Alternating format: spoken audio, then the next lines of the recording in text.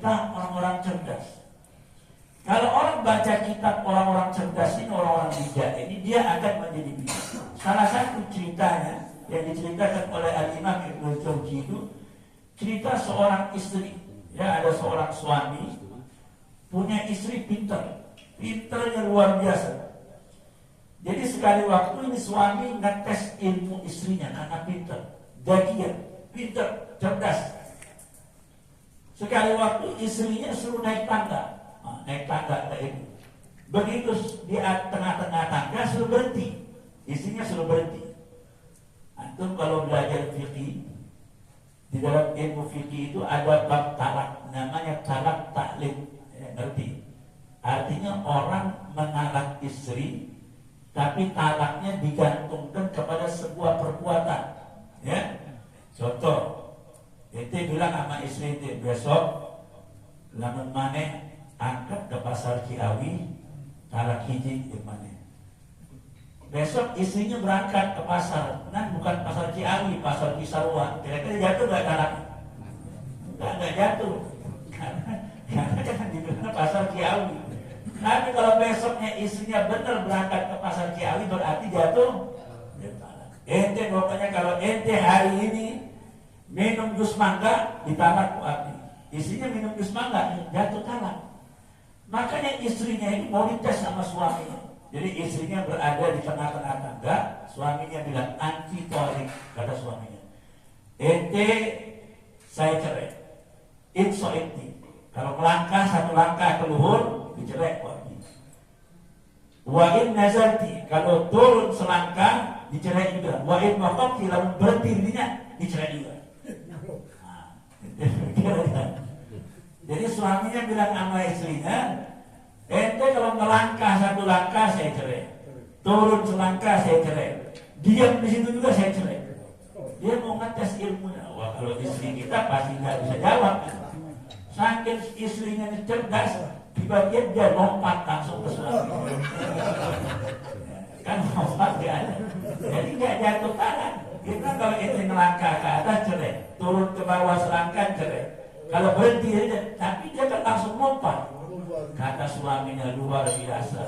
Kalau Imam Abu Hanifah tahu, dia bilang mungkin Abu Hanifah akan belajar sama ente sampai pinternya istri. Nah, itu maksudnya menceritakan tentang orang-orang bijak supaya ikut bijak. Yang terakhir, supaya orang dapat hikmah, kata ulama, kasratut tajarub. Kasratut tajarub itu orang banyak pengalaman. Ya, pengalaman itu penting. Orang banyak bergaul dengan macam-macam orang yang bersifat macam-macam, itu sebuah ilmu. Pengalaman itu tajarub. Dikatakan kasratut tajarub kullu syai'in yahtaju ilal aql. Kata ulama, setiap segala sesuatu itu butuh dengan akal. Ya, wal aqlu muhtajun ila tajarrubi. Sementara akal itu butuh dengan pengalaman. Kalau orang banyak pengalamannya, orang itu akan tambah cerdas. Dia tahu segala macam pengalaman, ya. Karena pengalaman itu nggak bisa di bangku sekolah.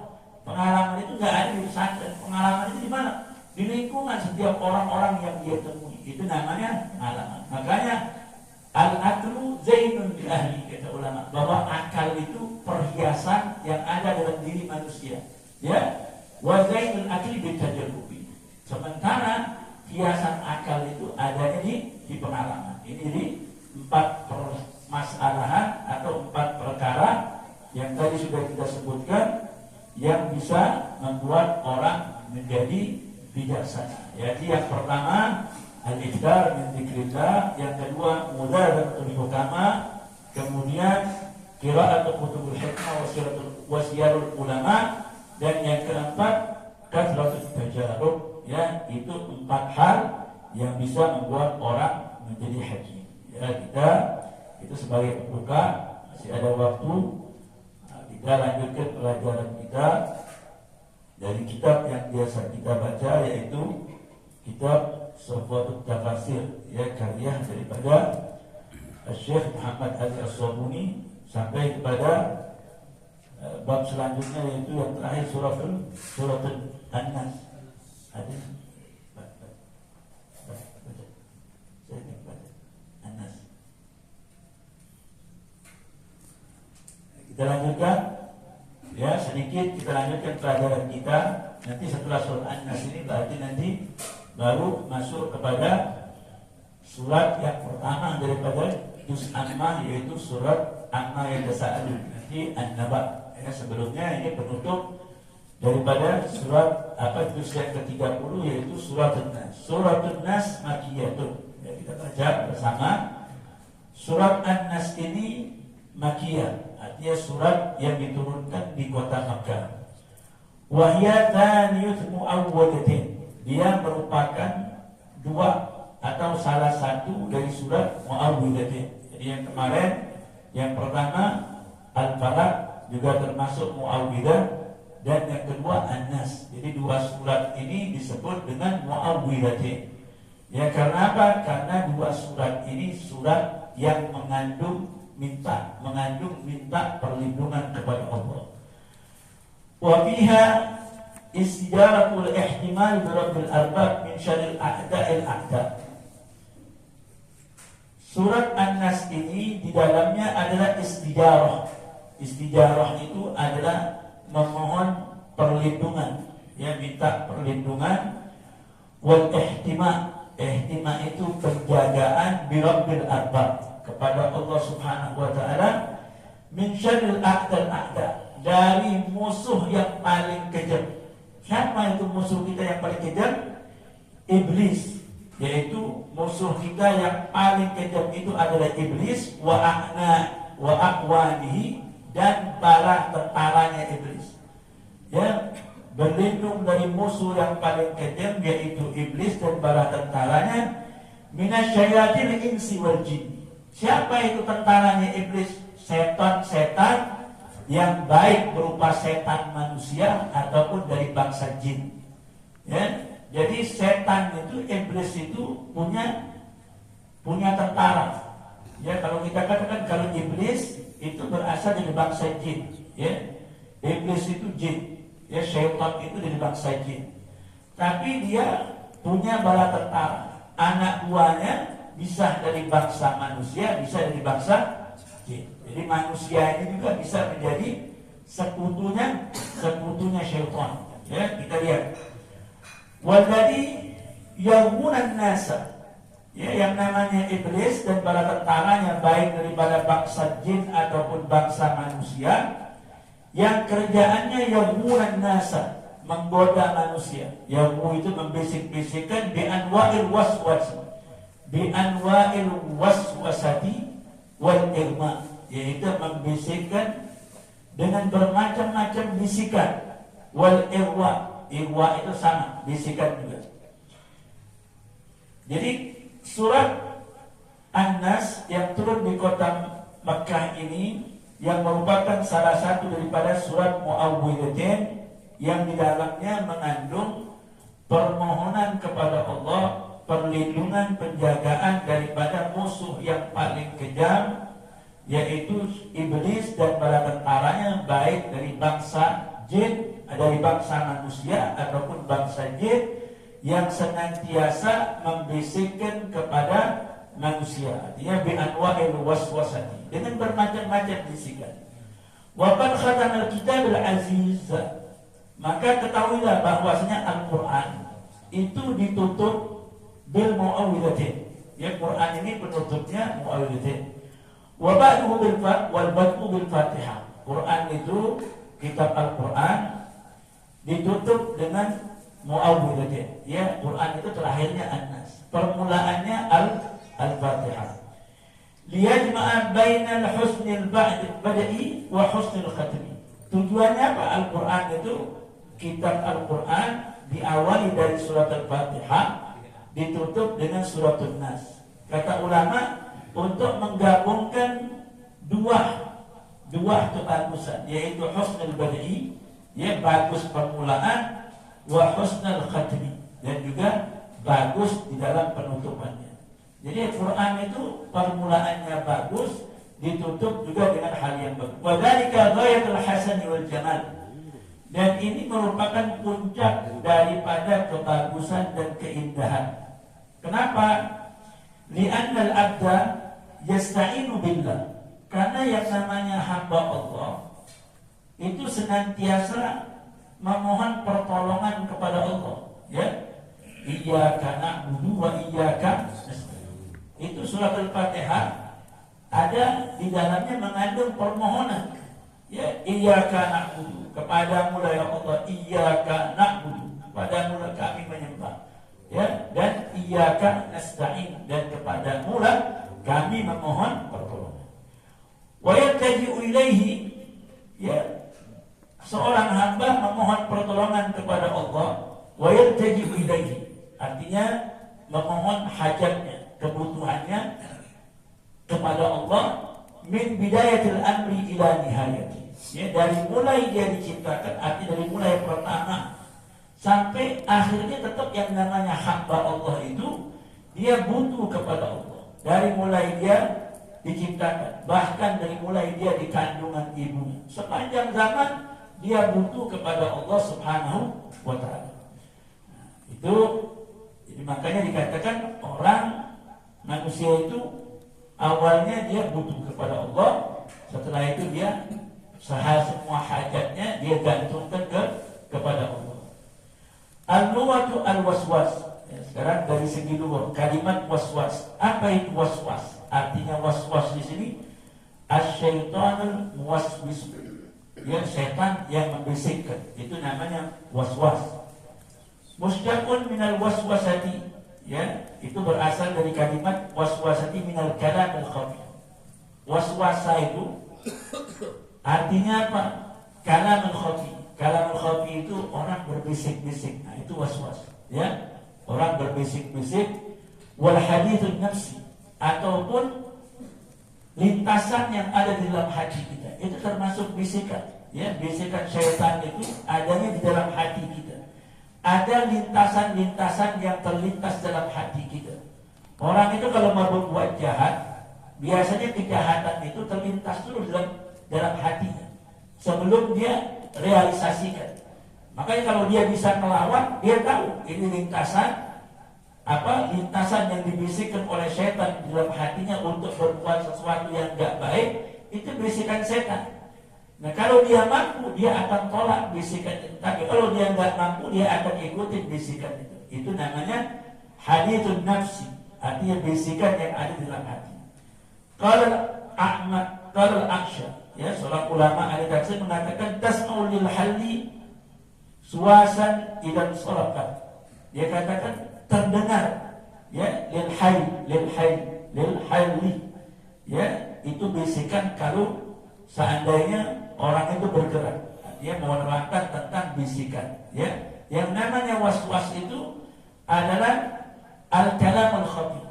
Kalam artinya suara yang tersembunyi, nggak ada kedengaran suaranya, tapi ada bisikannya. Ya, seperti orang berbisik, nggak ada suaranya, nggak ada bentuk bunyi suaranya, nggak ada. Ataupun hadisun nafsi, ya, lintasan. Makanya Nabi Muhammad umatnya diberikan kemuliaan oleh Allah. Apa di antara kemuliaannya? Lintasan hati kita yang jelek ini tidak ditulis dosa oleh Allah. Ya, sebelum kita laksanakan. Ya, makanya kalau umat-umat terdahulu, mereka kalau ada pikiran mereka, lintasan hati mereka untuk berbuat jahat aja, itu udah ditulis dosa oleh Allah Subhanahu wa ta'ala. Tapi umatnya Nabi Muhammad enggak. Selagi itu belum dia laksanakan, dia nggak dapat dosa. Dosa itu dia punya niat berbuat jahat, sebelum dia laksanakan tidak ditulis dosa oleh Allah sampai dia melaksanakan.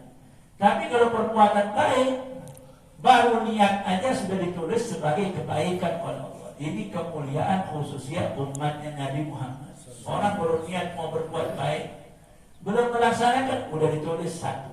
Kalau dia melaksanakan, ditulis 10 kali lipat ganjarannya oleh Allah Subhanahu wa ta'ala. Nah, ini kemudian al-khannas. Apa itu kalimat khannas? Qul a'udzu birabbin nas, malikin nas, ilahin nas, min syarril waswasil khannas. Khannas itu alladzi adatuhu ayyahnas. Khannas itu adalah sesuatu yang punya kebiasaan bersembunyi. Ya, khannas itu sesuatu yang biasa bersembunyi, ayyatawara wa yahtadi wa yata'akhkhar. Artinya bersembunyi menyembunyi ataupun mundur. Itu sifatnya setan. Ya, di dalam hadis Nabi mengatakan dalam sabdanya, Inna syaitan jathimun ala qalbil insan. Kata Nabi, setan itu dia bersemayam di pinggir hatinya manusia. Ya, di sini kita ini ada halus syaitan, dia tempat setan. Makanya Nabi Muhammad itu disyaqqus sadar, ya, dalam riwayat yang muktamad sampai 2 kali Rasulullah dibelah dadanya. Untuk apa? Diambil halus syaitan, dibuang oleh Allah. Nggak ada lagi tempat setan di dalam diri Nabi Muhammad. Tapi kalau kita manusia biasa ada tempat setan dulu. Kata Rasulullah, wa in dzakarallah, kalau hamba itu mengingat Allah, khanasa, setannya langsung mundur, sembunyi ketakutan. Wa idza ghafala, kalau orang itu lupa, fawaswasa, dia menggoda lagi. Jadi setan itu ada di sini. Kalau kita zikir, dia langsung duduk, sembunyi dulu dia. Ya? Nanti kalau kita lupa, dia muncul lagi. Kita zikir lagi, dia muncul lagi. Itu namanya khannas. Khannas itu sesuatu yang punya kebiasaan bersembunyi. Ya? Jadi tidak kelihatan. Kemudian yuqalu khanasad dhabi idahtafa. Ini dicontohkan sama ulama seperti bersembunyi seekor biawak idahtafa. Ini masuk dalam lubang, enggak tahu padahal ada. Ya, bersembunyi. Wasma syaitan khannas. Kenapa setan itu dikatakan khannas? Li'annahu yatawara. Ya, li'annahu yatawara wa yakhtafa idza dzakara al-'abdu rabbahu. Ya, dia itu dikatakan khannas itu karena dia bersembunyi, dia menyingkir kalau hamba itu ingat kepada Allah. Jadi idza dzakara rabbahu, idza dzakara al-'abdu rabbahu, dia bersembunyi. Fa idza waqala, kalau hamba itu lalai an dzikrillah, ya dari zikir kepada Allah, ada dia balik lagi. Ya, fawaswasa lahu, maka dia langsung menggoda. Ya, dia menggoda. Wal khunus wa ta'akhkhar, artinya khunus itu mundur. Artinya kalau orang zikir dia mundur dulu. Makanya dalam hadis, ya, dalam hadis di Riyadhus Shalihin itu ada bab adzan, ya, babul adzan. Kata Nabi, setan itu dia kalau dengar adzan, dia takut setan dengar. Nanti begitu beres adzan, dia datang lagi, masuk lagi dia ke masjid, duduk lagi dia. Begitu Allah berkomat, ya, komat, lari lagi dia. Orang komat dia lari lagi. Begitu Allahu Akbar, dia datang lagi. Untuk goda manusia, Nabi menerangkan, kata Rasulullah, tanda orang sholat itu digoda setan apa? Kata Nabi. Dijelaskan sama Nabi, suka lupa hitungan sholat. Masuk ya? Terus tilu apa? Iya, tilu apa? Karena hiji, padahal jadi imam, kan jadi imam. Makanya solusinya kata Nabi, kalau lupa sholat sendirian, udah hitung aja yang dikit. Ente sholat maghrib lupa, ini baru 2 apa 1 ya? Ya udah hitung, anggap aja 1. Itu disuruh sama Nabi. Nanti kalau lebih nggak apa-apa daripada kurang. Ya, apa? Nanti kalau orang lihat ente sholat maghrib 4 rakaat, ya nggak apa-apa. Ya kalau lupa. Ya. Jadi yang penting anggap yang sedikit. Jadi jangan dianggap yang banyak. Kalau nggak yakin berarti namanya syak. Kalau nggak yakin berarti ragu. Kalau masih ragu anggap sedikit. Ya. Kalau baru 2 apa 1 aja. Baru 3 apa 1, anggap aja 2. Nggak apa-apa lebih. Itu karena kita lagi digoda, artinya dibisiki oleh syaitan. Kemudian al-jinnah. Ya, di sini ada kalimat jinnah, minal jinnati. Apa maksudnya bikasratil jin? Jinnah, ya, dengan kasrah jin. Al-jinnu jam'ul jinni. Ya, itu jinni itu artinya jinnu. Jamak dari kalimat jinniyun bidhammil jim. Ya, kalau dikatakan jamaknya junniyun.